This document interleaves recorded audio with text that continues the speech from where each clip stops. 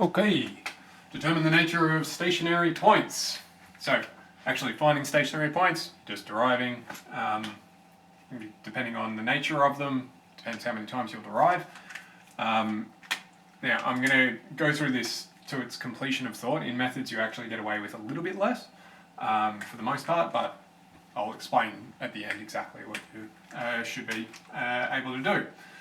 So I've got a whole bunch of functions that hopefully we're very familiar with at this point, and then their first and second derivatives, respectively. So, okay, x squared. What do we know about this thing? Well, hopefully we know that there's a minimum at 0. Cool. Alright, well what happens if I take its derivative and second derivative and sub in 0 for each? Well, that one's going to go to 0, that one's going to go to positive 2. Okay, fine. If I take negative x squared, what does this thing do? Oh, it gives me a maximum. This thing's, the derivative still goes to 0, which we're very familiar with at this point. The second derivative is, actually I'll just put less than 0, and I'm sorry, I'll put greater than 0 on this one. Cool, okay, so can we learn any lessons from this? Well, we can start to make a conjecture that for minimums, we'll have a derivative of 0, but our second derivative will be greater than 0, and vice versa. Well, the same for the first derivative and then less than 0, so negative for the second derivative. Now, why is that happening? Well, let's think about what the second derivative is talking about. It's talking about how does the first derivative change. Alright, so the first derivative talks about how the original function changes, the second derivative talks about how the change changes, which is a little bit weird to say, which is why we just call it a second derivative. So if you think about it, oh okay, as I'm hitting this point, what's the graph about to do? So it's just gone flat. What's it about to do? It's about to go up, so the second derivative is saying, okay, it's going to go up. Cool, okay.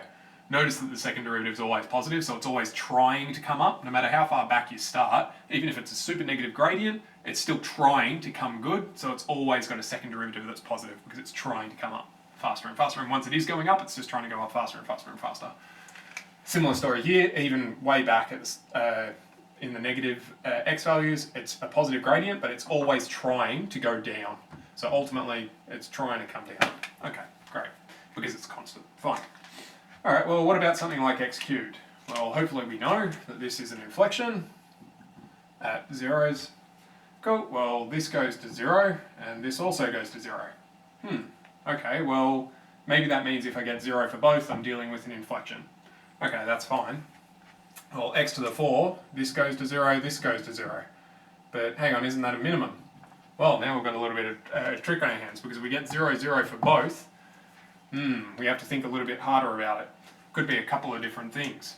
So, depending on how your other derivatives go, you can get a bit more fiddly behaviours going on.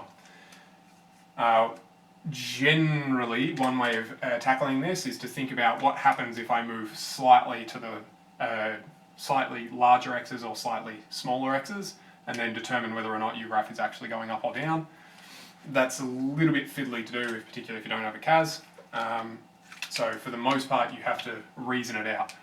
They won't typically give you this sort of reasoning in methods though, interestingly. They'll usually stick to the more basic types. It'll either be a straightforward minimum, a straightforward maximum, or a straightforward inflection.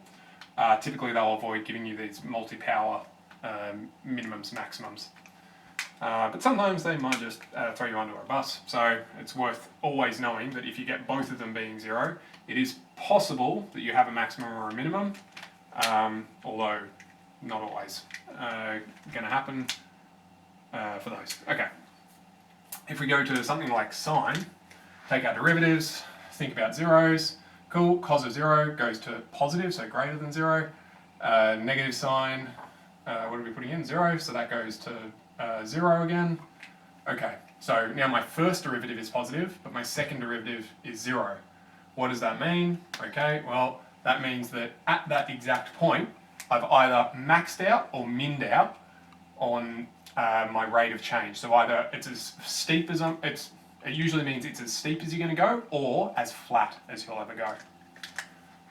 So if we think about that point at 0, okay, that's the steepest that it will ever go. So that's that. But it's still climbing because the first derivative is positive. And you can flip everything around to the negative version to get the same thing upside down. Cool, okay. what happens for tan, all right? Remembering that sec is 1 over cos. So 1 over cos squared of 0, well, cos of 0, 1, square everything, we're still going to 1, so this is still greater than 0. For this thing, putting in zeros again, sine of 0 is still 0, so I get 0 over 1, so that goes to 0. These guys actually are the same sort of thing, but their curvature is very different. So you'll hear the phrase curve up and curve down. This guy is constantly curve up, this guy is constantly curve down. If I take a look on this side though, the left side is curve down, the right side is curve up. That's what an inflection means. So if you transfer from a curve down to a curve up or vice versa, then you must have gone through a point of inflection. And that's almost by definition what an inflection is. With this guy, we went from a curve up to a curve up, so we didn't actually go through what is considered to be an inflection. With these guys, so sine went from curve up to curve down, so it went through an inflection. This guy went from curve down to curve up. So it's, although the numbers work out the same, the actual interpretation of the curvature being up and down depends on which way around the actual graph was going. So a shorthand table to try to make this a bit easier. At the end of the day, you will almost always have to think this through carefully. Because there's always little fiddly things that can always ruin your thinking if you just try to rush at it. So there's nice easy versions of things where both the values are negative, so I'm already going down the page and I'm going down faster. Okay, so I'm going down the page and down faster, nice and easy. I could be going up the page but going up slower, so up slower. Cool. Going down the page, but trying to go up. So I'm going down the page, but trying to go up. Eventually this would potentially at least hit a 0 point, in which case it's a turning point, but I'm just describing the part where both of these are true, because if it hits an actual turning point, then this would equal 0. Down here, cool, they're both positive, so it's going up, and it's going up faster and faster. Great. So those are kind of like the trivial cases. The cases you're really worried about are these three in the greens. So if the derivative is 0 and the second derivative is negative, then we've got a maximum. If the first derivative is 0 and the second derivative is positive, then we've got minimum. Yeah, that's right, because it's coming up. Yep. The other option is you've got stationary points of inflection. So a stationary point of inflection is like with x cubed. These guys are not stationary points of inflection because their first derivatives are not 0. So they're an inflection point, but they're not a stationary inflection point. So stationary inflections, both the first and second derivatives equal 0, and you have a concavity change. So that's that. Fine. Notice that this would still satisfy that space, so you have to be careful about what's going on to test just near that point what's happening. You can take a third derivative or as many derivatives as you want, which will satisfy it, but typically that will probably confuse you more than help you.